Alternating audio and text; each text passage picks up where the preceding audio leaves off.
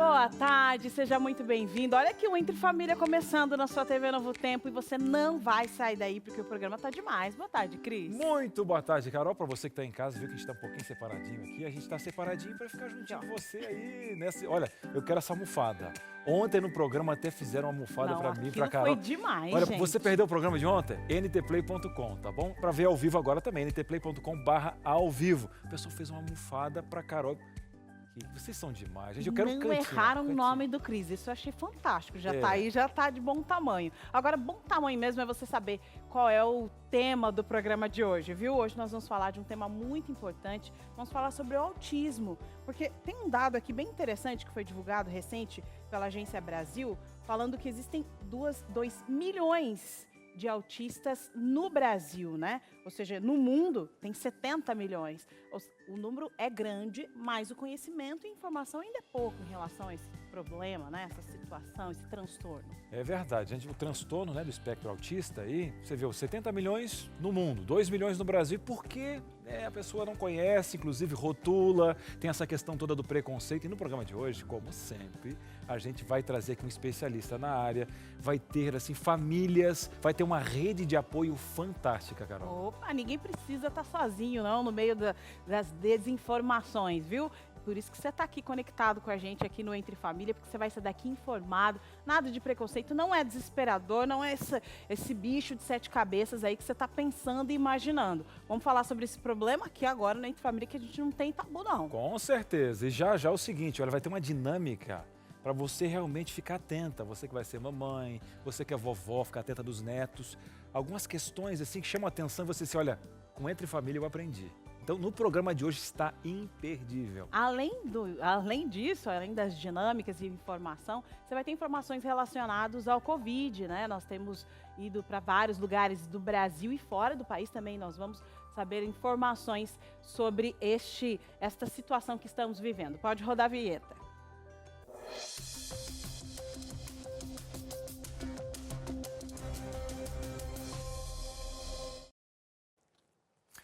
Muito bem, estamos de volta aqui e como sempre, como a Carol falou, a gente tem sempre aqui uma bandeira de utilidade pública factual. A gente tem um tema importantíssimo que é o autismo, mas também está acontecendo o Covid. Ontem a gente foi para Manaus, né? Se você não acompanhou, tem o nosso NT Play. Já a gente vai para Curitiba saber das informações com a Jordana, mas antes a gente vai ter aqui uma informação muito especial. É verdade, uma corrente do bem. Que corrente do bem é essa, Cris? Um educador super preocupado com as crianças. Roda o VT. Com a suspensão das aulas para evitar a proliferação da Covid-19, a realidade de muitos alunos dessa escola municipal de Curitiba passou a ser ainda mais dura que o habitual. A unidade de ensino, situada no bairro Alto Boqueirão, atende crianças de várias comunidades carentes da região. Por aqui, salas de aulas fechadas não significam apenas prejuízo acadêmico, também significam fome. Aqui é uma escola onde essas crianças recebem 3 refeições, é uma escola totalmente integral. Então essas famílias em isolamento agora, e algumas delas com a questão de serem autônomos, né, e trabalhadores da área de reciclagem não estavam tendo condições de manter as refeições. Essas crianças já vivem uma vida tão difícil. Sabe? Se nós saímos para ver, essas crianças não estão isoladas. Elas não estão jogando videogame, elas não estão com Netflix, elas estão na rua. Elas estão às vezes saindo para catar papel com o pai, elas estão no meio dos lixões brincando. Sabe, se a gente sair com qualquer câmera e for ver as comunidades, você vai ver isso. Daí vamos falar em responsabilidade. Essas crianças escolheram ser assim, mas olha o que é proporcionado para eles. Uma realidade dura que muitos desconhecem. A solução para garantir a segurança alimentar dos alunos foi arrecadar alimentos junto aos amigos, colegas, igrejas e empresas. O pátio da escola, que antes era um lugar de brincadeiras, passou a ser um espaço para a montagem de cestas básicas. São diversos produtos que vão sendo separados pelos voluntários que se juntaram para fazer o bem. Arroz, feijão, biscoitos, produtos de higiene e limpeza e um sacolão com legumes e verduras fresquinhas. O projeto já atendeu mais de 300 famílias dentro e fora da comunidade escolar.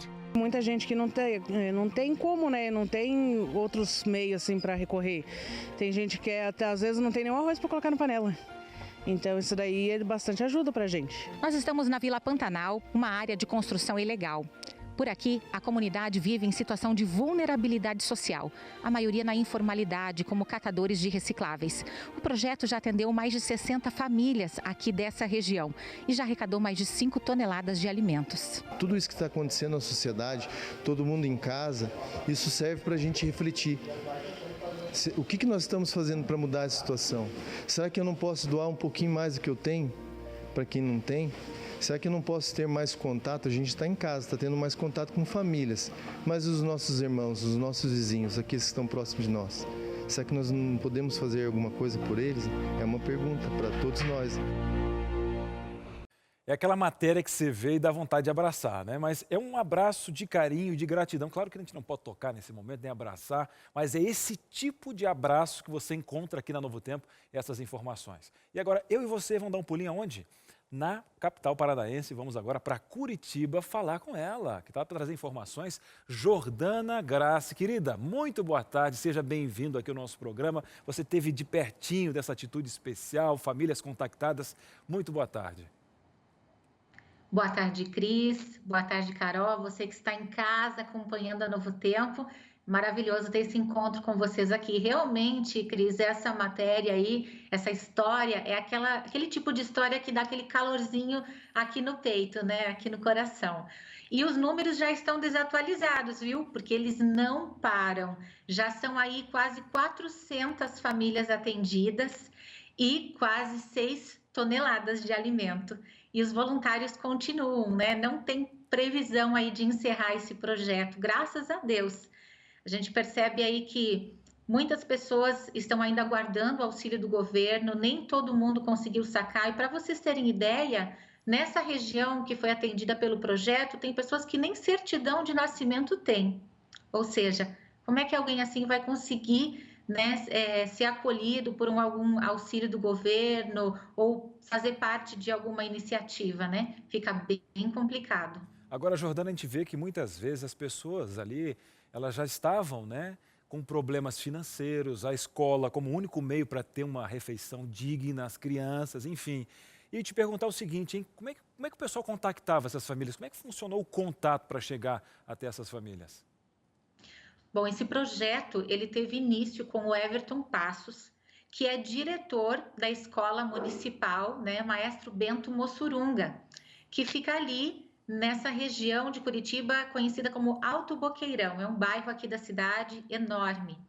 E ele é diretor dessa escola. E esses alunos, o perfil deles é o seguinte, a maioria deles são filhos de catadores de materiais recicláveis. São pessoas, Cris, que trabalham por dia, que recebem no dia a dia o dinheiro para comprar o seu alimento. Eles não têm uma reserva financeira. Então, já é um dia a dia muito sofrido, muito difícil, famílias numa situação de extrema vulnerabilidade social. E com o isolamento social, o que aconteceu? Eles, além de não poderem sair para trabalhar, muitos deles já são pessoas de idade que fazem parte do grupo de risco, pessoas doentes como diabetes, hipertensão e outros problemas de saúde. Mas além do isolamento, mesmo aqueles que conseguiam sair de casa, eles não estavam encontrando os materiais recicláveis, porque o comércio, as empresas, estava tudo parado. E quando encontravam, não tinha para quem vender, porque os galpões, né, que recebem esse material também estavam fechados. Aí ficou bastante complicado. E o Everton teve essa iniciativa maravilhosa de conversar com os amigos. Ele faz parte da igreja do Parque Iguaçu, aqui de Curitiba, conversou com os membros da igreja, conversou com empresários e aí se formou uma enorme corrente. Sabe o que é mais interessante, Cris? É que as pessoas estão agradecendo a oportunidade de fazer o bem. Tem muita gente que entra em contato com ele, oferece doações ali e agradece, porque estava com vontade de fazer alguma coisa para ajudar alguém e não sabia o que fazer. Então, é um projeto maravilhoso, realmente, uma linda iniciativa. Agora, Jordana, para a gente finalizar, a gente tem mais alguns segundinhos, porque essa é a base, né, do diferencial Atitude. Leve um abraço para o Everton, toda a igreja adventista da região. Você tem como atualizar os números para a gente, dos casos, como é que está aí? Dá um balanço rápido para a gente? Sim, aqui em Curitiba, nós temos 651 casos confirmados da Covid e nós temos 26 óbitos. E sabe, Cris, o que chama atenção nesses óbitos é que a gente não pode dizer que eles são, em sua maioria, pessoas de idade. A gente tem aqui uma entrevista recente que o Beto Preto deu para uma matéria para o site da Agência de Notícias do Paraná, em que ele diz que pouco mais de um terço de óbitos é de pessoas jovens, entre 34 e 59 anos de idade. Bem preocupante, né? Jordana, primeiro, parabéns pela sua simpatia, muito obrigado. E venha mais vezes aqui em outras questões, trazendo, como você trouxe aí, né, dados importantes. Aqui a gente não tapa o sol com a peneira, mas também apresenta iniciativas como essa aí. Mande um abraço para o Everton e uma boa tarde para você. Obrigada, um abraço para todos vocês. Um abraço, tchau, tchau. Meus queridos, nós vamos para um breve intervalo, já já voltamos, temos muita coisa boa no programa de hoje, aquela dinâmica que eu prometi para você, tudo isso e muito mais aqui no seu Entre Família, não sai daí. Estamos de volta aqui com Entre Família. A gente falou que era rapidinho, viu? Esse intervalo aqui, ó, 30, 40 segundos no máximo, você não pode perder. Já volta aqui, senta aqui nesse sofá, porque agora é o momento da sua interação. Exatamente. Esse programa não é feito só por nós aqui, não. O pessoal, olha, o pessoal é pauteiro, que a gente fala no jornalismo, é aquele que fala, olha, fala disso, manda para a produção vai lá, busca o assunto e tal. Olha, pergunta para o doutor aí e tal coisa. Rapaz, hoje o psiquiatra vai estar sentado no teu sofá. Olha, mas eu não estou conseguindo consulta, não quero muvuca. A gente leva o doutor, o médico para sua casa, menina. Protegido, você está protegido aí na sua casa, já lavou a mão, o álcool gel está aí do lado, tudo certinho e ainda tem a possibilidade de tirar suas dúvidas aqui com um profissional. Então você pode mandar aí suas dúvidas em relação ao autismo, que é o tema do programa de hoje. Pode mandar para qual número? Fácil, fácil. O WhatsApp que já deveria estar no seu celular. Se não tem, a gente tá tranquilo. Tá chegando agora, é fácil. DDD 129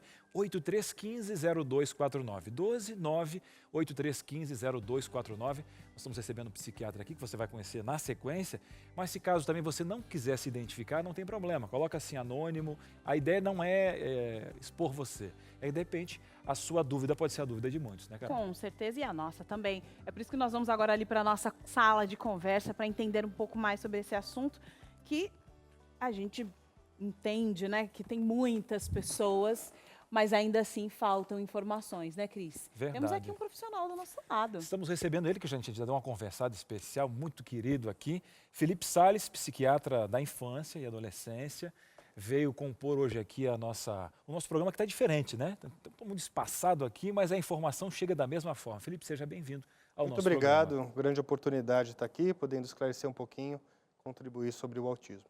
Excelente. E quem está nos assistindo aqui agora vai participar do programa com a gente, porque nós estamos recebendo aí pessoas de fora, aí, de todo o Brasil, para contribuir com informações, com histórias importantes. É um casal, viu? Tem um casal que está em casa ali cuidando do filhinho e vai contar um pouco a sua experiência com essa questão do autismo. Boa tarde. Quem está falando é a Keini, é o Marlon. Sejam muito bem-vindos aqui ao Entre Família. Boa tarde, Carol, tudo bem? É uma satisfação muito grande a gente estar com vocês, viu? Boa tarde, Carol, tudo bem? Boa tarde, boa tarde. Olha, eu já iniciei falando que vocês têm alguma relação com o autismo, porque além de serem pais, né, de uma criança, de um menino autista, vocês ainda desenvolveram uma ação que estendeu essa possibilidade de informação, essa rede de apoio para muitas outras pessoas. Fala um pouco para a gente desse projeto. Realmente, Carol, nossa ligação com o autismo, ela, como você mesmo comentou, ela começa há 4 anos atrás, quando o nosso guri nasceu, né? Ele apresentou algumas dificuldades de desenvolvimento dele, e aí começou uma busca por informações, e a partir daí, então, nós começamos a cavar mais, né, a realidade do autismo e nos aproximar de famílias e pessoas que precisavam, né, de apoio e de orientações nesse sentido também. E tem sido uma experiência fantástica. Excelente, a mamãe está aí do lado só observando ali o paizão falando e tal, mas você também faz parte desse projeto que alcança mães de alunos, é isso mesmo? Outras famílias, mulheres. Me explica direitinho, quem é esse público aí que tem alcance essa rede de apoio? Então vamos lá, Carol. Logo quando a gente começou a trilhar esse caminho, quando recebemos o diagnóstico, né? Acho que daqui a pouco vamos falar um pouquinho mais com relação aos sinais e os sintomas que a gente observou durante esse caminho, mas nós não tivemos, assim, como muito apoio no início, né? Nós encontramos através de uma rede de apoio com vários pais do Brasil inteiro e depois pensamos por que não criar algo para a gente poder ajudar outros pais também. E aí veio a ideia do Rafa, que é a Rede Adventista de Apoio à Família Autista. E a gente tem hoje professores, como você comentou, temos também diversos pais, mães ali que estão trocando experiências, né, dos tratamentos e daquilo que eles têm feito que tem dado resultado com relação ao autismo. Excelente. Eu queria, inclusive, mandar um abraço aí para alguém que participa, um casal que participa aí dessa rede especial, o pastor André e a Francisca, que é a Tiquita, chilena, né? Mãe do Gui, e eles estão acompanhando. Olha, Cris, eu fiquei sabendo que o pessoal vai estar falando com a turma do Rafa, então mande um abraço. Então, pastor André, um abraço especial para o pastor André, a Tiquita, eu sei que eles participam com vocês. E agora, inclusive, eu acho importante, porque a primeira coisa que tem que fazer, a gente está com um profissional aqui da área, procura um profissional. Agora, a rede de apoio, eu queria perguntar para vocês, é bom porque são pais que vivenciam isso. Você consegue ver na linha vertical com o profissional e na linha horizontal. Está todo mundo no mesmo lugar, com as mesmas experiências, a mesma cobrança como mãe, porque a mãe e os pais falam, o que eu fiz de errado? Buscando nelas algo do gênero. Aí encontra um apoio, vê amor nas crianças, como crescer. Tem tudo a ver, né? A família nessa linha horizontal, dizendo, a gente está aqui, a gente já passou por isso. Eu acho que nesse momento, esse apoio é muito especial, né? Exatamente, Cris. E nós temos os 3 As do Rafa, que é, inclusive, isso que você está comentando, amar, apoiar e acolher. A maior missão nossa da rede é justamente isso. Nós iniciamos agora no dia 2 de abril, que é o Dia Mundial da Conscientização do Autismo, faz um pouquinho mais de um mês, né? E já contabilizamos aí mais de 500 famílias que estão sendo assistidas por essa rede. E, inclusive, você mandou um abraço para a Francisca lá do Chile, nós temos a nossa rede chilena. O pessoal pediu para mandar um abraço para eles também, pediu para a gente falar bem devagarzinho o nosso português para eles poderem nos entender lá também. Agora, quando a gente ouve vocês falarem, né, parece algo tão profissional, tão distante, mas na verdade vocês vivenciaram aí na pele essa situação, né? Conta um pouco pra gente como foi o diagnóstico do seu menino. Tem quantos anos a criança? O Derek, ele tem 4 anos de idade, né? E o Derek, ele, na verdade, eu já tinha identificado alguns traços de autismo nele e até falava com a minha esposa assim, Kane, olha, o menino é autista. E ela relutava a ver isso, né? E, não, ele está atrasado, ele é assim mesmo, alguém da família tinha um desenvolvimento desse jeito. Ele é lindo, aí vocês estão vendo as fotos dele, Sim. Né? E o Derek, ele começou a fazer coisas como ele está fazendo aí, empilhar, enfileirar, esconder objetos e trabalhar de maneira assim bem desenvolvida. Aí você percebe todos na foto olhando para a câmera, ele olhando para o nada. Então, na verdade, eu comecei a identificar isso, comentei com a Kane e a Kane ela relutou um pouco, mas logo em seguida ela percebeu através de uma revista, né, amor? Isso, da revista Veja, né? Com uma matéria.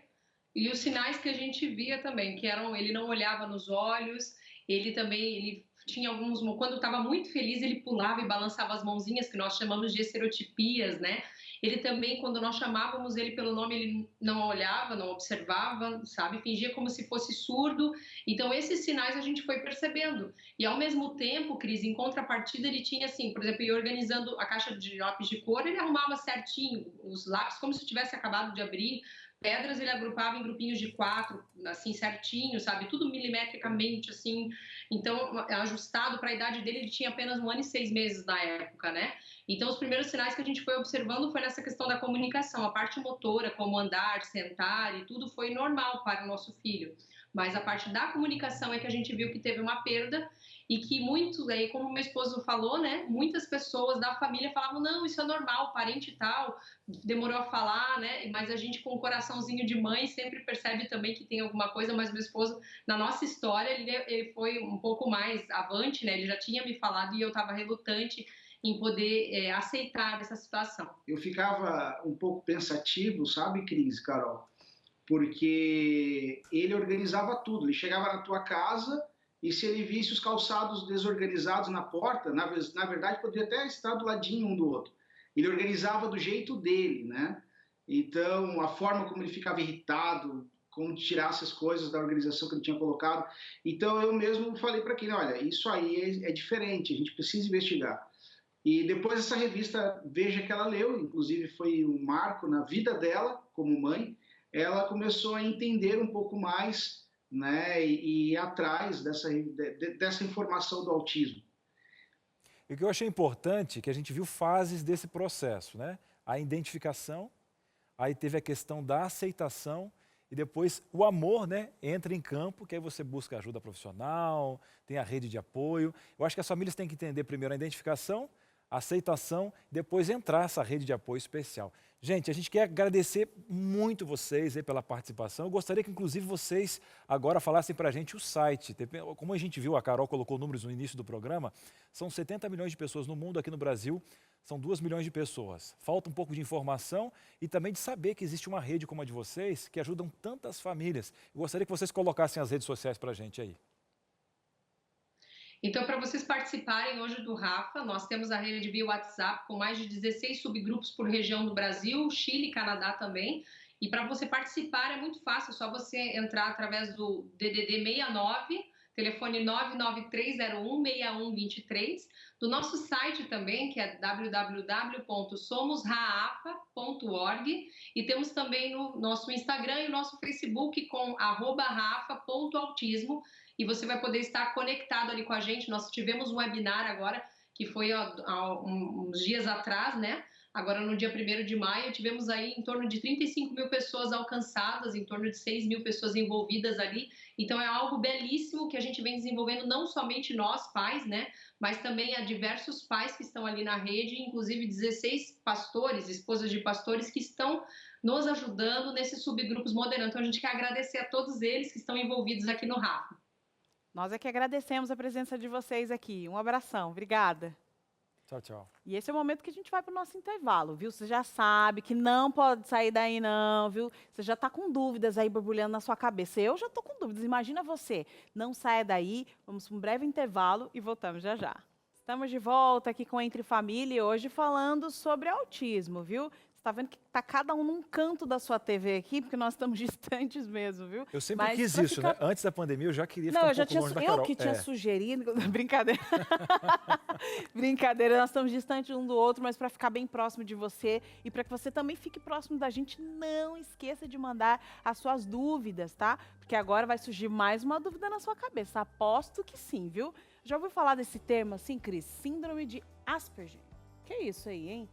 Não, situação é? Não é um lugar que a gente vai viajar para... agora? Não, a gente vai para Aspen, não é? Não, Nanina. Não é isso? Não, é uma síndrome. Quem vai explicar para a gente é um especialista, um psiquiatra que foi aí entrevistado pela repórter Pamela Meireles. Pode rodar o VT. A síndrome de Asperger, na verdade, ela faz parte do transtorno espectro autista. Ela é uma síndrome caracterizada por alterações do comportamento, alterações da comunicação e interação social e também alterações sensoriais. Mas o grande pilar são essas duas primeiras que eu falei. O problema é que a gente não chama mais de síndrome de Asperger, porque desde a criação do DSM-5 em 2013, eles entenderam que o Asperger ele era uma vertente do autismo. Então o que vocês vão ver continuamente é cada vez menos informação sobre o Asperger, porque agora a gente chama tudo de transtorno espectro autista. Uma pessoa com Asperger então é o seguinte, a gente tem padrões restritos de comportamento, então rituais. Então essa pessoa é uma pessoa que ela gosta de seguir muito a rotina, ela é inflexível até essa rotina dela. Então a gente chama de pequenos professores, por exemplo, por quê? Porque um menino Asperger adora falar sobre o universo.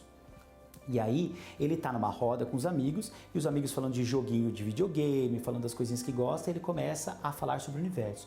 Só que ele fala com tanta propriedade, e ele gosta tanto daquilo, que ele estuda tanto aquilo, que ele dá uma aula sobre o universo. O problema é que você já entendeu sobre o universo, você quer falar de outras coisas, e ele é tão inflexível que ele só quer falar sobre esse assunto. Às vezes até meio compulsivo e obsessivo com algumas coisas. Então ele gosta de seguir os horários, ele gosta que as coisas sejam do jeitinho dele e ele se desorganiza ou se irrita quando sai do padrão que ele tem, tá? Então, vocês podem ver que a rotina ritual é muito precioso para uma pessoa Asperger.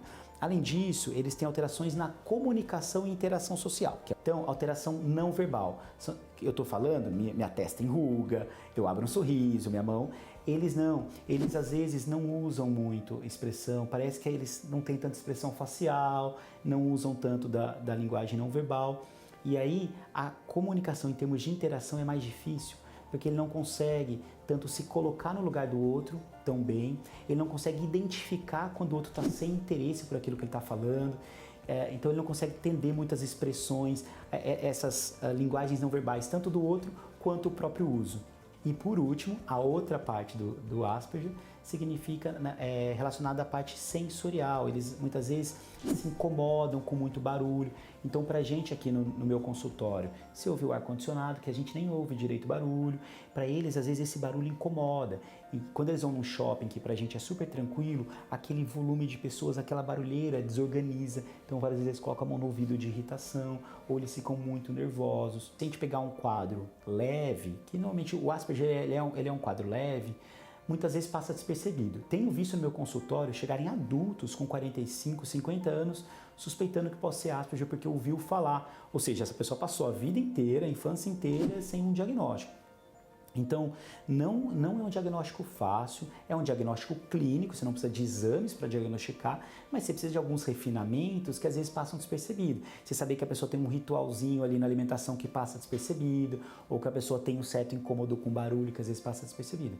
Então, não é um diagnóstico fácil, mas se você começa a ver que a pessoa tem alteração em comunicação, interação social, padrão de comportamento, às vezes algo sensorial, aí tem que acender uma luzinha para você procurar um psiquiatra.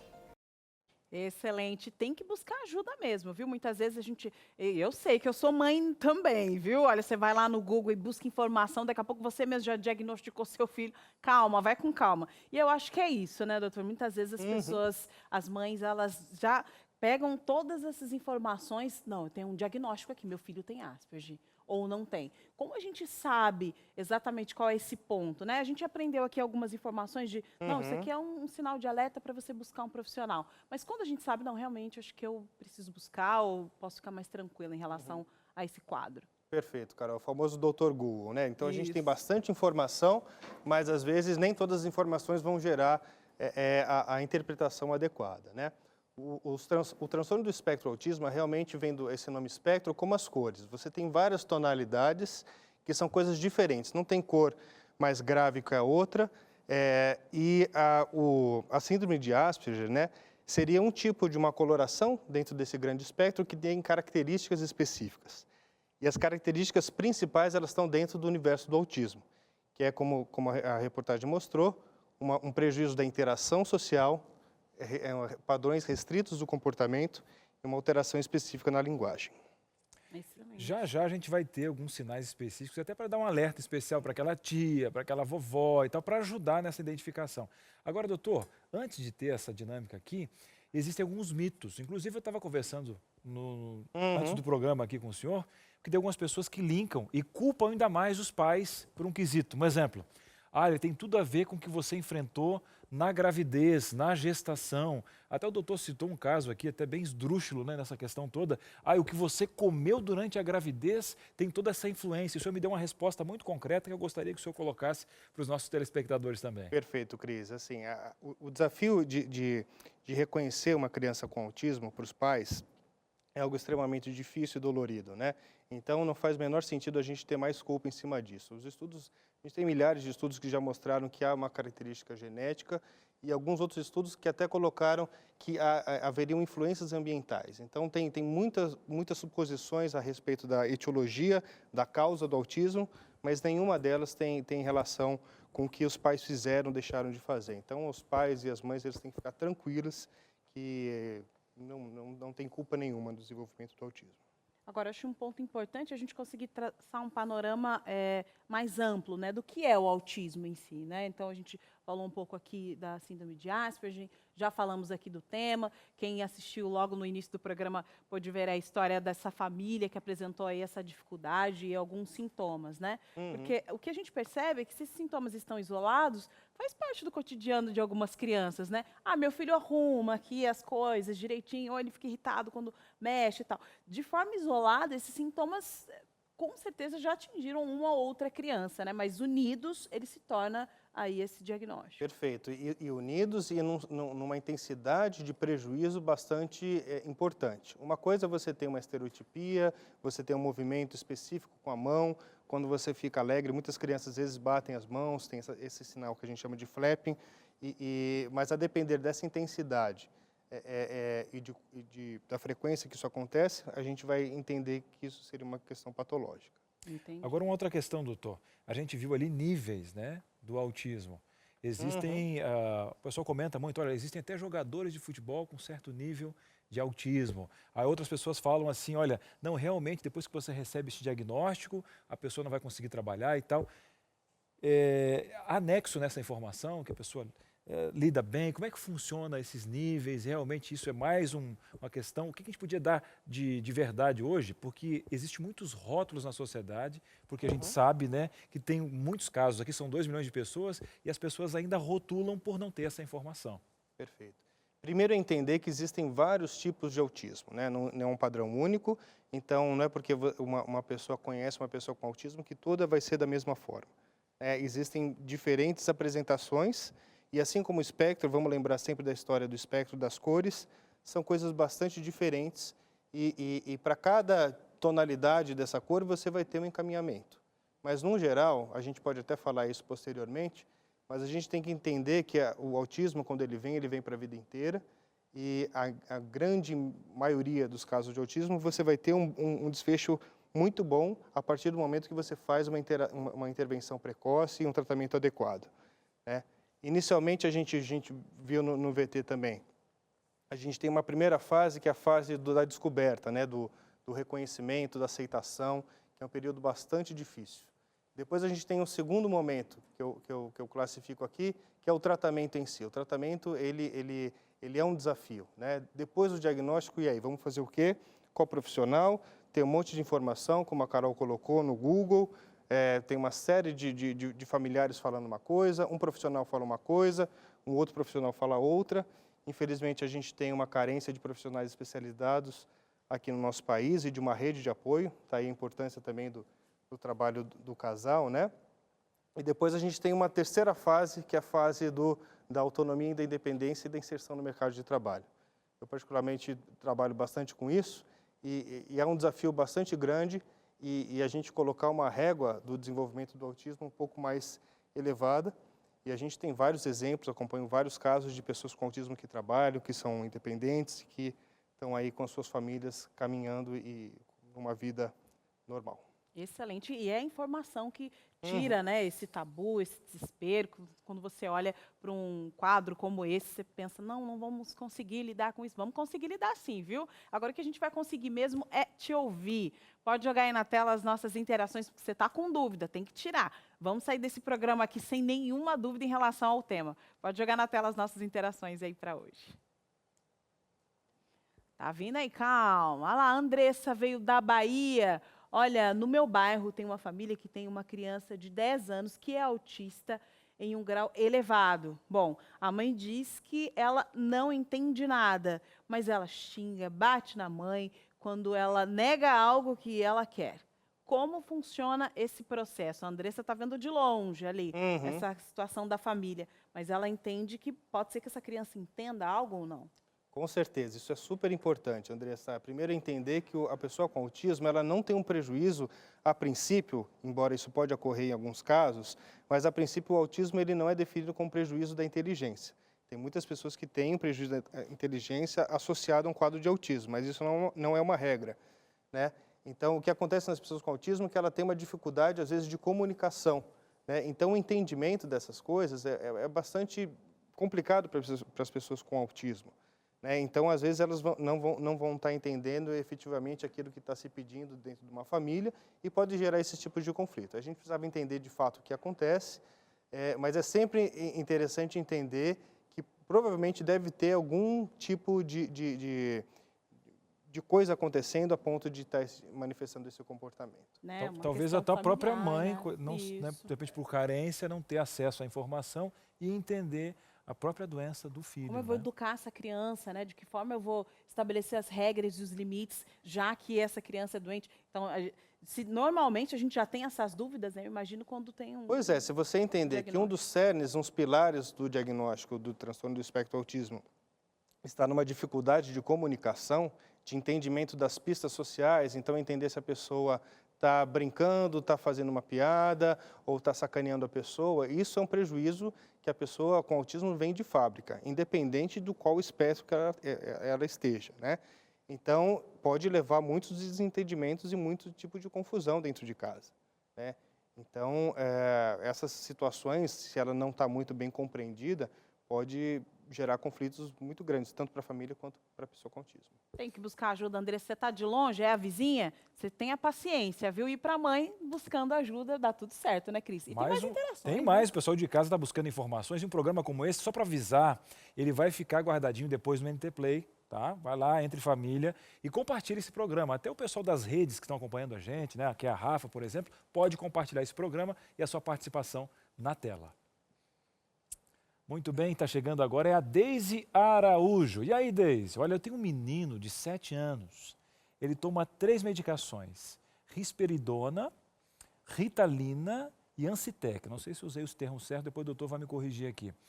Acho muita medicação para uma criança tão pequena. Gostaria de saber se poderia substituir alguma medicação ou até todas pelo canabidiol. Quem está falando é a Deise Araújo, que tem um menino de 7 anos. E aí, doutor? É praticamente uma consulta mesmo para analisar. Imagina. Né? Então, muito cuidado, né? A gente está vendo aqui um momento que a gente está vendo várias medicações, né, por conta da pandemia sendo descobertas e sendo faladas. Então, a gente tem que ter um nível de evidência e de estudos bastante avançados. O canabidiol veio com algum tipo de promessa, mas os estudos ainda não estão tão robusto o suficiente para a gente indicar como um remédio milagroso para o autismo. Infelizmente, a gente ainda não tem esse padrão de um remédio milagroso que vai tratar a cura, e a gente tem medicamentos que têm um perfil de segurança bastante grande. Esses 3 medicamentos que foram citados são medicamentos que já são conhecidos na prática dentro da clínica de longa data, têm o seu benefício, e isso vai depender de cada caso, né? Não dá para a gente falar sem saber a situação, mas sim são remédios comuns e não seriam substituíveis a princípio pelo canabidiol. Né? Então, nesse caso, não seria um excesso essa criança estar com 3 medicamentos? Não, então depende de cada circunstância, né? Então, a gente está falando do espectro do autismo, é importante aqui esclarecer, né? Onde existem pessoas que têm um prejuízo da interação a ponto de não falarem, a ponto de ficar em casa, tem estereotipias a ponto de baterem a cabeça na parede, né? Até situações dentro do universo do autismo, onde a pessoa, ela fala, ela é casada, ela tem uma vida profissional relativamente adequada, né? Então, todo esse universo que faz parte do autismo. Então, é importante a gente entender aonde que isso está. A particularidade do caso vai definir se a medicação está sendo. Perfeito. E as mães ficam com medo mesmo, né? Eu tive a oportunidade de produzir um material relacionado a transtorno de aprendizagem, e quando o tema é medicação na infância, aí as mães ficam com muito medo, mas tem que ter confiança no profissional que está atendendo seu filho e segue, viu? Não sai aí pelo Google, pelo que a vizinha falou, pelo que você viu na TV, por um documentário, viu? Fica aí com a gente com informações fiéis e fidedignas aqui para você tirar suas dúvidas, mas vai com tranquilidade que vai dar tudo certo. Nós vamos para um breve intervalo, só dá tempo de você correr lá, bolar a sua pergunta, ver o que estão falando lá no grupo da família sobre esse assunto, e aí a gente já volta. É rapidinho, hein? Não sai daí. Voltamos aqui para o Entre Família, falando hoje sobre o autismo, né? Esse transtorno aí do neurodesenvolvimento. Imagino que você tem tantas dúvidas e elas estão sendo tiradas aqui pelo nosso profissional. Agora imagine que você recebeu aí na sua família um diagnóstico parecido com esse ou outro diagnóstico que perdeu a estabilidade da família, a comunicação não está funcionando, o marido pensa de um jeito, a esposa pensa de outro, o filho pesquisou no Google outra solução. Calma, vamos trabalhar a união, a comunicação dessa família? Eu vou te dar aqui uma informação muito importante para você aqui, que é o Entre Família. Pensa que legal esse presente aqui, ó, que bonitão. Esse aqui é o Entre Família, direto para a sua casa ele vai, porque você vai pedir ele através do DDD 12 9800 1425, ou também você pega esse telefone aí, ó, tá na casa da vizinha, você, ô vizinho, só uma ligação, o que é isso? Eu peço uma para você também, DDD 12 2127 3121, para você pedir o Entre Família e vai direto para sua casa, informação na sua casa, na mão ali, para que esses momentos em família sejam mais produtivos e vocês possam aumentar aí esse processo de comunicação. Aqui tem informações em relação à criação de filhos, comunicação do casal, se tiver mais alguém dentro da família ali, se é a sogra, se é o cunhado, vamos resolver essa situação aí? Pede agora, hein? DDD 12 98 100 14 25. Tá com mais dúvidas em relação a essa situação aqui? Eu também tenho, viu? Ô, Cris, a gente vai conseguir tirar todas as dúvidas sobre o tema agora ou não? Agora chegou aquele momento que a gente prometeu desde o início do programa, aquela dinâmica para entender os primeiros sinais do autismo. Você viu que tem uma linha de processo aqui, né? Identificação, aceitação. Que momento tem que procurar um médico? Eu, como vó, tenho que falar tal. Eu, como tia, eu, como mãe, tenho que procurar sinais especiais. Para você que está chegando agora, estamos aqui, né, com o nosso psiquiatra, né, na área da infância e adolescência. O doutor Felipe está conosco aqui, já esteve no primeiro bloco falando, a gente criou uma linha para o pessoal entender nessa comunicação. E agora a gente vai fazer um checklist dessas questões para ajudar aquela mãe, aquele pai. E esse tipo de dinâmica aqui, ela é esclarecedora, não é tocar terror, não é a mesma linha do Google, né? É para o pessoal poder entender esses sinais. Doutor, vamos dar os primeiros passos aqui então? Vamos lá. Vamos lá então. Ok. Não responder quando chamam. E aí?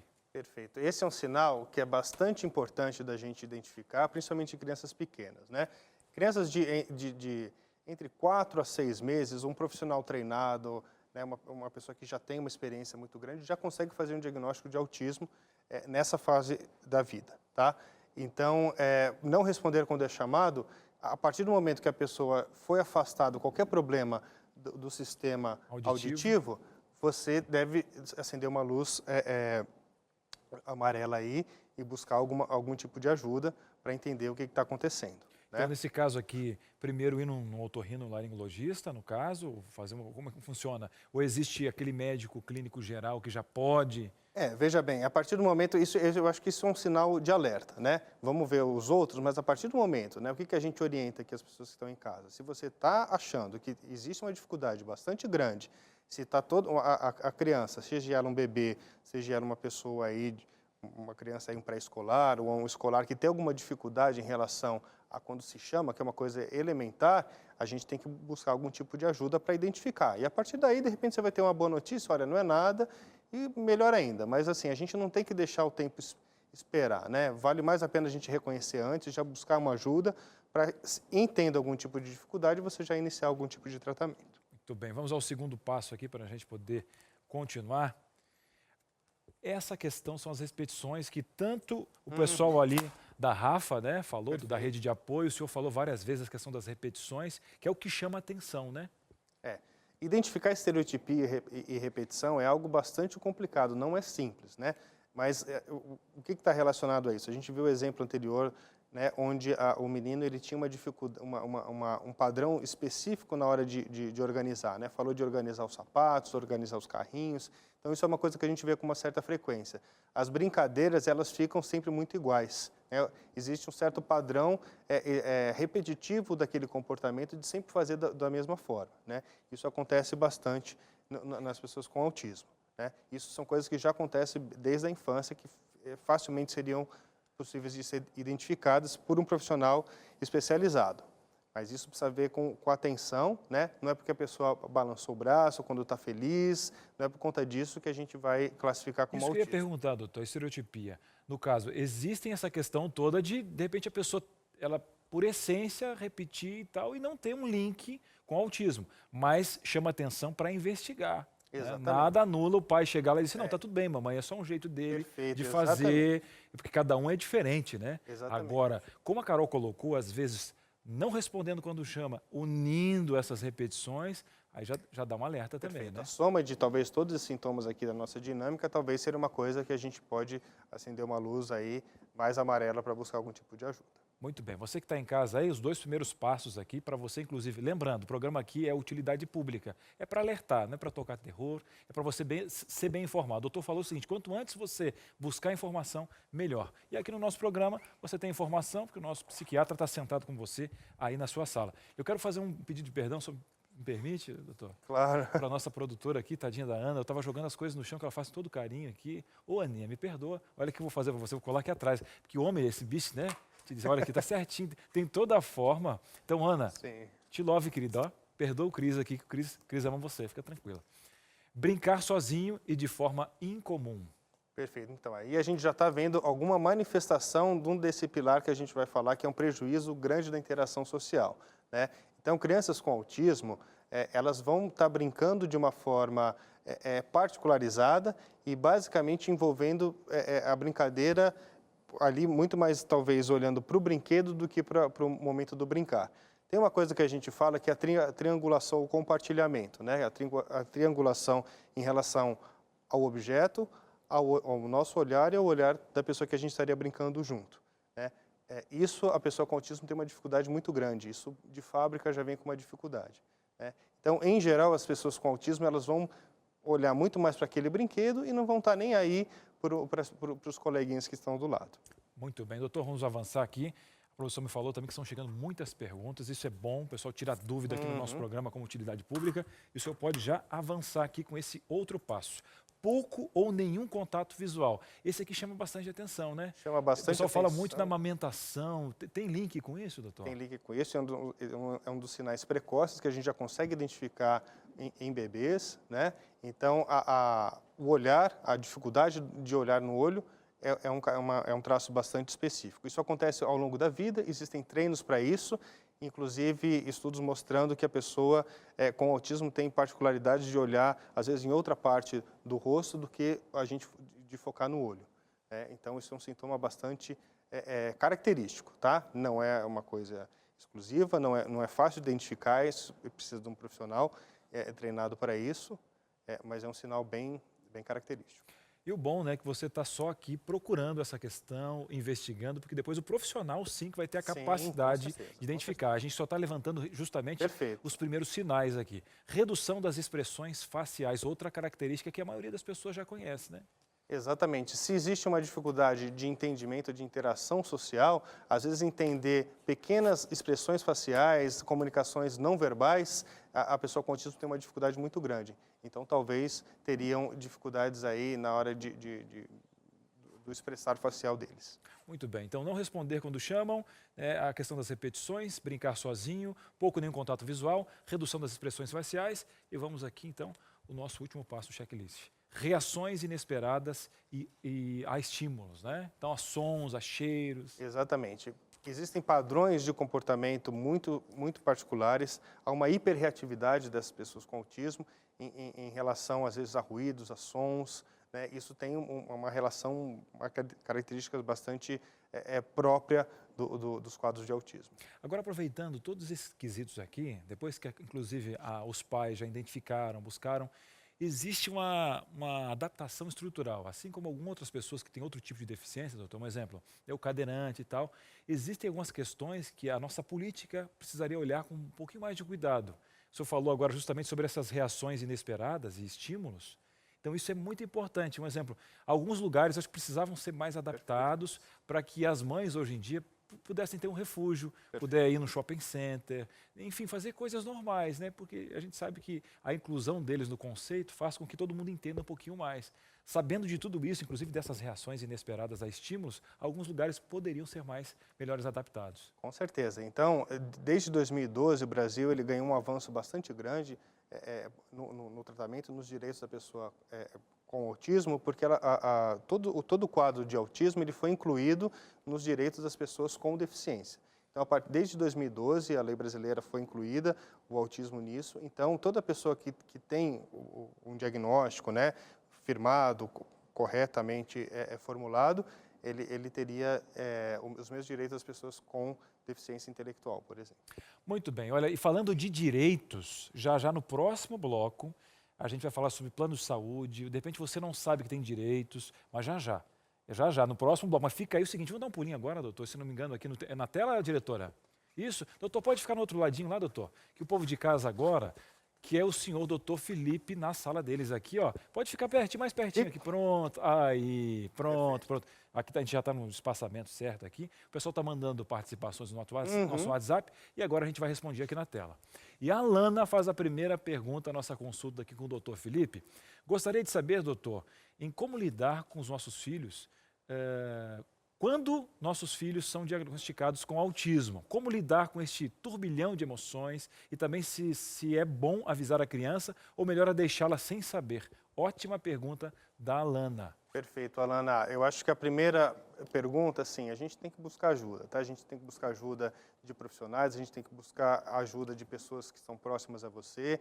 Lidar com essa carga do diagnóstico não é uma coisa simples, então a gente tem que buscar auxílio de pessoas próximas, pessoas queridas e profissionais também, né? Realmente, ela já colocou aqui, né? Um turbilhão de emoções, sim, é bastante difícil. A aceitação desse diagnóstico é algo que às vezes demora bastante tempo. Eu ouso dizer que às vezes essa aceitação às vezes ela não acontece por quase que a vida toda. É algo bastante complicado, mas a gente tem que entender que existem tratamentos, existem possibilidades, são condições difíceis, mas tem possibilidades grandes da gente avançar e essas pessoas desenvolverem bem ao longo da vida. Muito bem, vamos a mais uma pergunta. Você manda aqui no Entre Família, você conversa. Olha a Cris, estamos em crises e felizes, viu, Cris? Tenho um neto que é autista de grau leve. Ele tem 5 anos, ele tem uma irmã de 3. Sabemos que às vezes tratamos o de 5 com mais atenção e cuidado. Aí eu percebo que a menor fica querendo imitar o comportamento dele. O que fazer nesse caso? Como fazemos para tratar igualmente? Olha, interessante. Interessante, ela talvez linkando, né, o comportamento dele, porque ele ganha mais carinho, então ela tenta imitá-lo. É complicado, né? Quando a gente tem 2 filhos, geralmente o segundo filho, ele tem naturalmente um certo comportamento de imitação, que é natural. A gente não precisa ficar assustada com isso, e não é porque a pessoa tem um filho mais velho com autismo e a menor vai imitar o comportamento, vai desenvolver alguma coisa nesse sentido. Isso não existe, não é dessa forma, né? Então, assim, a importância de tratá-los iguais é fundamental. A gente entende que o autismo a gente precisa, não é o mundo que tem que se adaptar a eles. De uma certa forma, a gente aprende muito, a sociedade ela tem que caminhar, mas a pessoa com autismo ela precisa se adaptar ao nosso mundo também, né? Então, é importante que a pessoa com autismo se torne cada vez mais adaptada a lidar nessas condições todas que nós vivemos. Muito bem, é uma condição bipartite aí. Cris, espero ter ajudado, viu? Mais uma pergunta na tela, tá chegando, o pessoal de casa é demais. A Monique Bezerra. E aí, Monique? Conheço uma criança de uns 10 anos que foi diagnosticada com autismo, mas tem certos comportamentos dele que me parecem mais malcriação do que autismo. É comum que a criança aproveite da situação para tocar o terror? Tipo assim, os pais super protegem por conta do autismo e eles tentam tirar vantagem disso. A Monique aí avaliando a situação, que mais uma vez depende da particularidade do caso, né, Monique, doutor? vai depender da particularidade, mas assim, eu vou tentar responder aqui de uma certa forma dizendo que não é porque a pessoa tem uma condição mental grave ou difícil, um caso de esquizofrenia, de autismo, que ela está liberada de ter algum comportamento violento, agressivo. Isso não deve ser tolerado de forma nenhuma, isso precisa ser orientado, manejado. Existem várias técnicas aí psicológicas de se organizar isso, né? Mas a gente tem que entender quais comportamentos têm a ver com uma dificuldade aí educacional, vamos chamar assim, do que um comportamento genuíno do autismo. De qualquer forma, isso precisa ser olhado caso a caso e precisa ser manejado. A gente não tem que tolerar qualquer situação de tocar o terror. Muito bem, doutor Felipe, nós vamos para um breve intervalo. Já já nós voltamos, o assunto está especial. Você continua mandando a sua participação no 129-8315-0249. E como prometido, essa questão do direito. Será que o plano tem a obrigação? Agora tem um autista na família? Como funciona essa questão? Você conhece bem os seus direitos? A gente está aqui para ajudar você e depois do intervalo aqui no Entre Família. Muito bem, estamos de volta aqui no Entre Família, nesse programa que a gente está conhecendo esse mundo, né, do autismo aí. Você está aprendendo, a gente deixa os preconceitos de lado, quebra a questão dos rótulos e é onde vem a boa informação com credibilidade. E essa é a bandeira que a gente levanta aqui no Entre Família. Hoje foram bons profissionais, a rede que nos apresentou foi muito especial. E você continua fazendo a sua pergunta no DDD 129-8315-0249. Ao meu lado aqui o doutor Felipe, nosso psiquiatra, né, trazendo aí perguntas especiais. A gente vai agora algumas perguntas na tela. E, doutor, a questão toda né, para que especialista a gente vai, né, no caso, se direcionar? Olha, eu estou com esses sinais que eu aprendi na dinâmica agora, eu tenho que procurar. tem que procurar um especialista. Em que área que eu vou? Existem mais de uma especialidade, tem um específico, aquele que trata. O pai que está ouvindo agora, a mãe, a avó, enfim, procura qual especialidade? No Brasil, a gente está bastante carente de profissionais que lidam com autismo, né? Então, em tese, assim, o pediatra que tiver uma especialização, que estiver com um olhar atento, o bom pediatra, o bom psicólogo, né, um bom fonoaudiólogo, um bom psiquiatra de adulto, ou um neurologista, seja de adulto quanto da infância, um psiquiatra infantil, são geralmente os profissionais que poderiam ser procurados nesse momento. O importante é, a partir do momento que a mãe, a família que conhece a criança, está com aquela pulga atrás da orelha, está vendo que a coisa não está funcionando tão bem, busque alguma ajuda. Infelizmente, a gente tem um número de profissionais que talvez não tenham a especialidade ou não tenham um conhecimento. Se a informação não for tão adequada, busque outro, mas assim, confie assim no instinto materno também. É importante que a gente consiga, talvez, tirar aquela pulga atrás da orelha e for devidamente esclarecido aí pelo profissional. Com certeza, e até a especialização de outros profissionais, não Sim. só da linha, os professores mesmo, né? Perfeito. Uma psicopedagoga, às vezes bem treinada, ela já consegue fazer um filtro especial, né, doutor? Sim, porque as professoras elas têm a experiência de ter alunos que não teriam nenhum tipo de dificuldade, aqueles alunos que chamam um pouco mais de atenção. Isso seria bastante importante também. Muito bem, a nossa pergunta na tela, a Isabelle fala o seguinte: eu tenho um irmão autista que o diagnóstico foi bastante demorado. Somente com 18 anos os médicos fecharam o diagnóstico. Ele faz uso de apenas risperidona e sertralina. Hoje ele tem 30 anos. Qual seria o acompanhamento adequado para ele na idade que ele se encontra? Então ele descobriu com 18, agora está com 30 e são esses medicamentos que ele faz uso, doutor. Perfeito. Isabelle, o tratamento ele é multimodal, ele depende não só de uma ação medicamentosa. A ação medicamentosa ela ajuda em grande parte dos casos, porque ela trata alguns sintomas específicos, mas há necessidade também de manejo de alguns outros comportamentos. Então, terapias do ponto de vista psicológicas, com técnicas específicas, a técnica que tem mostrado mais resultados seria a técnica de análise do comportamento. É importante que seja incluído no tratamento, né?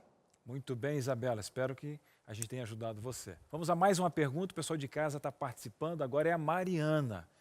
Meu esposo não aceita o laudo do nosso filho, que é de autismo leve. Como posso ajudar ele a entender a questão das fases do processo, né? Aceitação. É bastante difícil, né? Lidar com diagnóstico, aceitação, é complicado, ainda mais a gente vive num mundo de muitas informações, que aquilo que você quiser encontrar de teorias explicando aquilo que você está pensando, hoje é quase que você encontra, né?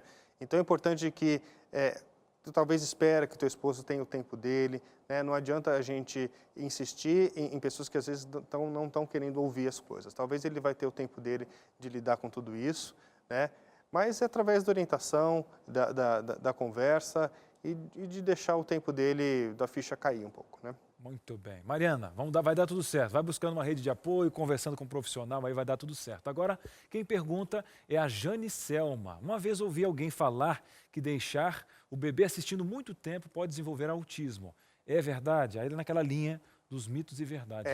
Jane, isso assim, não vai desenvolver autismo, né, mas pode confundir bastante. Infelizmente, pessoas que dedicam aí muito tempo de telas, né, de videogame, de tablet, de vários vídeos, começam a interromper um bom desenvolvimento. Então, a criança ela fica meio que com uma certa dificuldade de desenvolver a interação social, porque ela só está interagindo com a tela.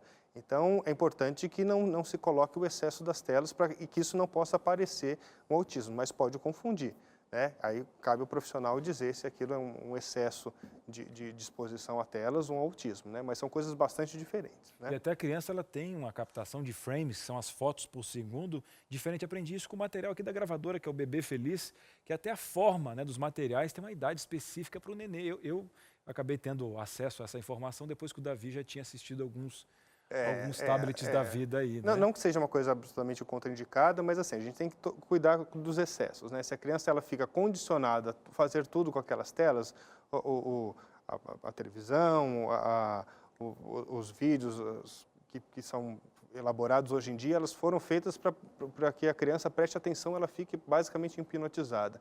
É complicado se isso compor grande parte do tempo de vida das crianças. Muito bem, temos mais participações aqui, a sua pergunta, pessoal de casa hoje fazendo aquela consulta mais do que especial. Agora é o Eduardo. Como saber se uma criança surda tem autismo? Ótima pergunta. Importante, procure o médico, ele vai fazer toda a avaliação, muito provavelmente ele vai buscar alguns exames complementares para avaliar toda a parte auditiva da pessoa, possivelmente deve encaminhar por algum fonoaudiologista para fazer uma avaliação complementar, e isso será rapidamente descartado, tá? Isso faz parte de um bom avaliação inicial dos quadros de autismo. Eu acho que todo médico chega no otorrino, por exemplo, ele já tem, né, o checklist dele para ele fazendo tudo amanhã. Aqui nessa área não é. Agora você vai ter que procurar, e até o próprio profissional já vai fazer uma indicação. Cris, né? mas o importante, assim, que a gente enfatiza, a gente precisa de, geralmente, um maestro para comandar essa orquestra, porque senão você vai ter várias pessoas falando, cada profissional vai falar uma coisa e os pais ficam absolutamente perdidos. Aí volta o que o senhor falou na outra. Faltam profissionais, às vezes, para ser esse maestro, para entender de uma forma mais macro, olha, dá um pulinho lá e volta aqui. Exatamente. Então é importante que tenha essa pessoa que seja o maestro dessa orquestra, que consiga conduzir essa história toda. No geral, são pessoas que teriam uma formação mais especializada nisso, em geral, psiquiatras da infância, pediatras que têm uma especialização, neurologistas infantis que têm uma especialização, uma vivência grande nisso tudo, e a partir daí a maioria dos outros profissionais vão também estar sendo consultados. Mas a gente não pode se perder nessa história toda, porque senão fica uma orquestra que a sintonia ela não fica tão adequada, né? Ótima dica, doutor, ótima dica. Vamos a mais uma participação, agora é a Rosiane que traz uma dúvida. Eu tenho um filho de 3 anos, recebeu o laudo de autismo de grau leve em menos de meia hora de consulta. Isso é correto, doutor? É tão rápido assim para diagnosticar? Como é que funciona? Rosiane, não é correto, né? A gente sabe que a gente precisaria de um tempo maior de observação, mas infelizmente a gente tem um sistema de saúde, tanto no sistema privado quanto também no sistema público, sobrecarregado com isso. Há uma escassez grande de profissionais especializados com isso, então a demanda costuma ser bastante elevada, né? Então, é claro que a gente precisaria de muito mais tempo, mas às vezes o profissional possa estar dividindo essa consulta, essa avaliação em várias consultas, né? Mas a gente sabe que é importante que a avaliação seja mais ampla e principalmente multiprofissional. Doutor Felipe, olha, muito obrigado para justamente a gente poder levar tanta informação aqui para as nossas tardes. E essa é a nossa bandeira, volte sempre. Inclusive, se o senhor quiser deixar algumas redes sociais aí que o pessoal tenha acesso, né? Então, fique à vontade. Perfeito. Para me achar fácil, www.drfelipesales, sales com 2 Ls.com, né? E nas redes sociais, no Instagram, é @Felipe Sales Psiquiatria. Doutor, até a próxima. Muito obrigado pela participação.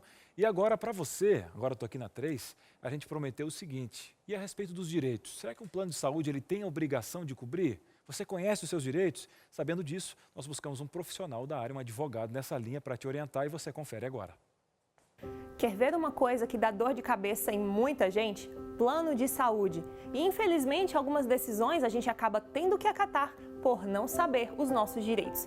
Pensando nisso, eu fui conversar com um advogado especialista em direito médico e da saúde, para saber sobre as obrigações dos planos quando o assunto é autismo. E já começa pelo momento da contratação. Olha só. Quando a família tem o diagnóstico do seu filho ou da sua filha com autismo, é muito comum que se procure um plano de saúde para que oferte a melhor cobertura possível. E é muito comum também, na grande maioria das vezes, que os planos de saúde recusem o autista como seu beneficiário somente por conta dele ter o autismo. E isto, por lei, é vedado. O plano, por lei, não pode obrigar que esta criança não participe do contrato com a família. Portanto, todo o plano de saúde, por lei, é obrigado a receber o autista. E uma vez que a criança já esteja incluída no plano, será que a operadora pode determinar quais terapias complementares ela vai fazer? Eu perguntei isso para o advogado também. Quando há um diagnóstico de autismo, muitas vezes é um médico responsável por determinar quais serão os tratamentos para essa criança. E muitas vezes o tratamento é variado, multidisciplinar. Existe o método ABA, o método Denver, musicoterapia, ecoterapia, hidroterapia, natação terapêutica. Todos esses tratamentos são de dever do plano de saúde ofertar a cobertura. O plano não tem a autonomia de decidir quando recomendado pelo médico assistente qual a melhor terapia para o paciente com autismo. Por quê? O entendimento da justiça é quem tem a autonomia de dar ou não um parecer médico ou recomendar um tratamento são os profissionais que cuidam dessa criança. Legal saber isso, né? Mas aí você me diz, Ana, o problema é que no meu plano não tem o tratamento, a terapia que o médico recomendou. O que eu faço? Então, nesse caso, a terapia deve ser feita com um profissional não credenciado e o valor pago deve ser reembolsado pelo plano. Mas preste atenção nas regrinhas. Muitas vezes, quando a família contrata o plano, ela nem se dá conta de qual tipo de cobertura ela tem. Vou explicar pausadamente. Temos a cobertura municipal, regional, estadual e nacional. Digamos que uma família tem um plano municipal, aqui de São José dos Campos. Digamos que o único terapeuta que essa criança tem disponível, especialista para a área dela, seja em Jacareí. A família vai até esse profissional em outra cidade, faz o pagamento, volta até o plano de saúde com a nota fiscal, com um simples recibo e faz o protocolo de reembolso. Com questão ao reembolso, a família tem que ficar bastante atenta. Se houver uma cláusula limitatória, exemplo, a terapia custa R$100 a hora. Certo? E o plano tem uma cláusula de reembolso de R$80 a hora. A família vai custear 20 e o plano devolve 80. Se não houver essa cláusula em contrato, o plano é obrigado a fazer o reembolso total. Qual que é o prazo do reembolso para terapias, enfim? É de 30 dias contado da data do protocolo. Então faz de conta que hoje é dia 13 de março, a família protocola hoje. Até dia 13 de abril tem que estar o dinheiro na conta da família. O advogado ainda falou sobre um problema muito comum, que é quando o plano limita a quantidade de sessões para a terapia recomendada pelo médico. Será que pode?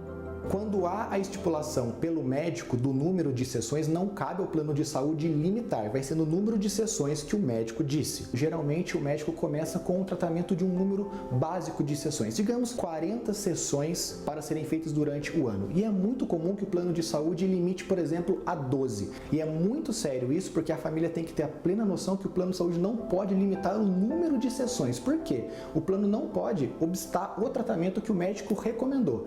No entendimento da justiça, quando o médico assistente responsável pela criança recomenda, o tratamento inteiro deve ser coberto. Agora vamos supor que você decida pagar do seu bolso uma consulta com um médico neurologista, por exemplo, que não faça parte do seu plano.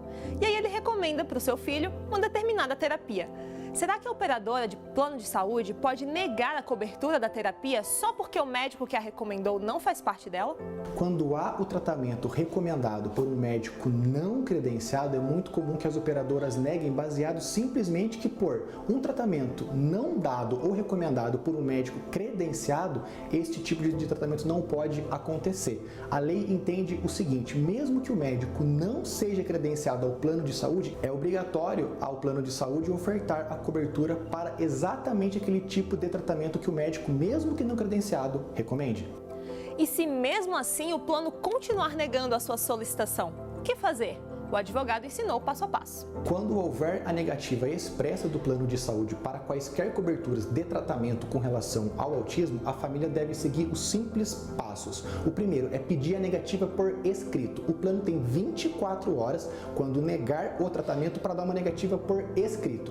O que a família pode fazer depois quando tiver a negativa em mãos? A família deve ir até o site da ANS e abrir uma reclamação. O consumidor pode ir lá relatar o que aconteceu e juntar em PDF este arquivo da negativa. Caso não haja uma solução adequada para o caso, a família pode pegar toda essa documentação e procurar a justiça, via PROCON, via advogado particular ou via Defensoria Pública. É isso aí, viu? O processo não é fácil não, mas você não pode desistir. Está numa situação como essa, não cruza os braços não. E Brasília tem essa, né? Ai, não, nossa, só dele falar esse processo todo, já cansei. Canseira. Não. Vai atrás que você vai conseguir, viu? E agora nós temos aqui um participante aqui, ó, no nosso meio, ele que está em todos os lugares. Não, é complicado, né? Dá no Anjos, aí dá Fé para Hoje e tal. Você vai na rádio, ele está lá. Você tá na TV, rádio, ele está lá. Vai na web, ele está lá. E não ia estar no Entre Família por quê? Chega no Instagram, tá a mensagem dele chegando.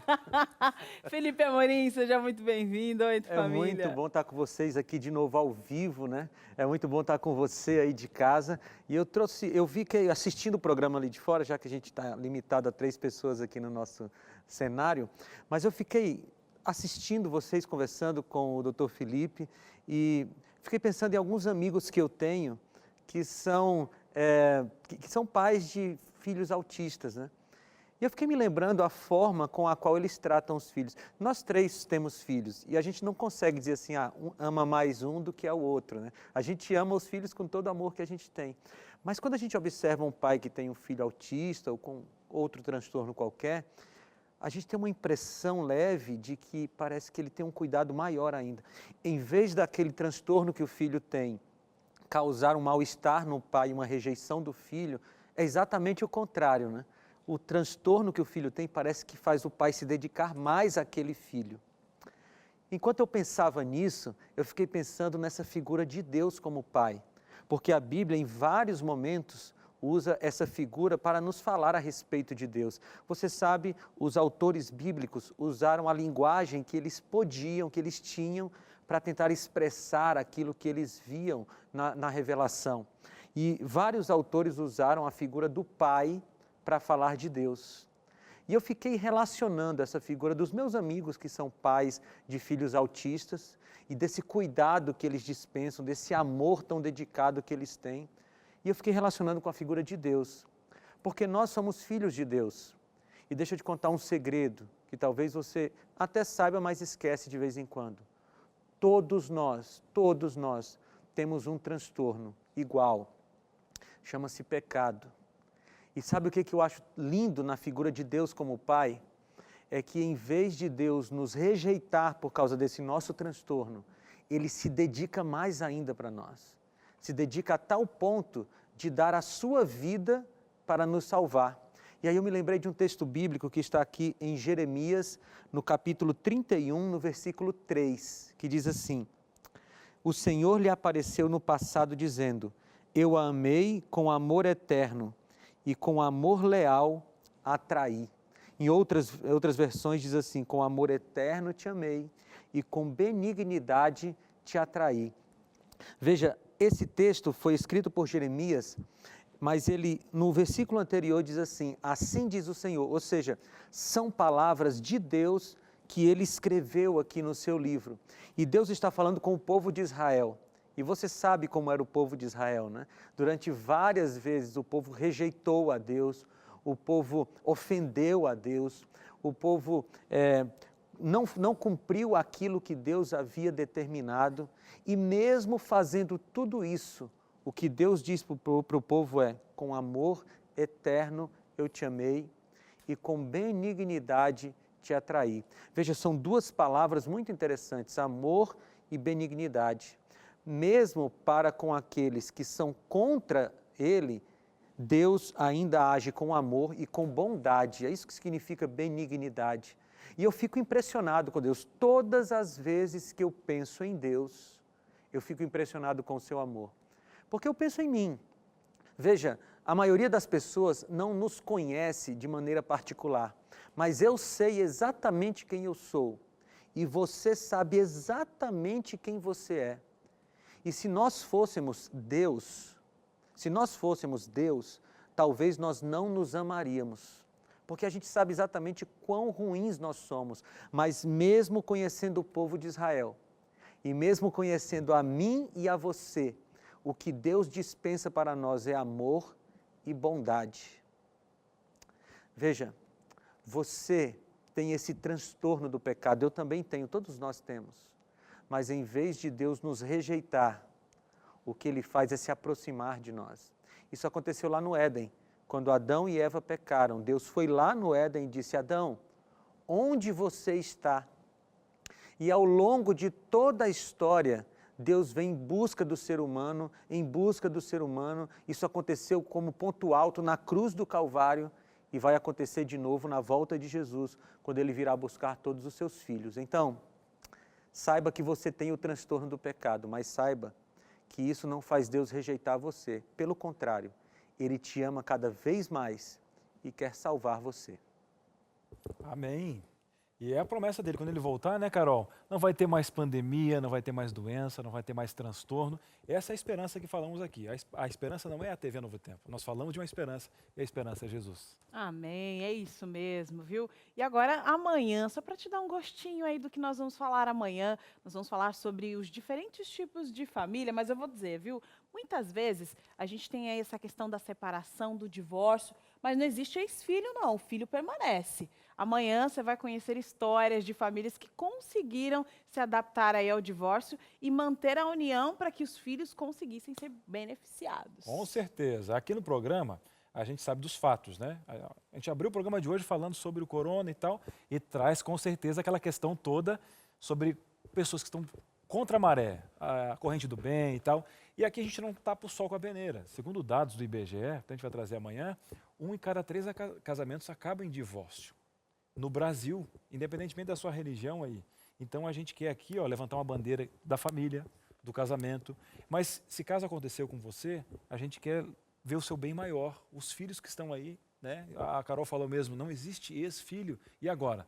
Vamos levantar uma bandeirinha para organizar essa coisa, bandeira da boa convivência, né? Porque ela pode existir em toda e qualquer situação. Então, você não pode perder não, viu? Olha, e amanhã também você vai ter informações aí sobre essa questão da guarda compartilhada. Como é que ela funciona? Ela funciona para todas as situações mesmo? Quais são as regrinhas desse processo todo? Muitas vezes você tem dúvidas em relação a isso e por isso nós contamos com a sua participação, viu? Você tem que estar aqui amanhã, às 2h30, tem horário marcado aqui, viu? Com certeza. E o programa de hoje vai ser guardado aonde? ntplay.com. E continua na sintonia, na conexão da esperança na sua TV. Até amanhã.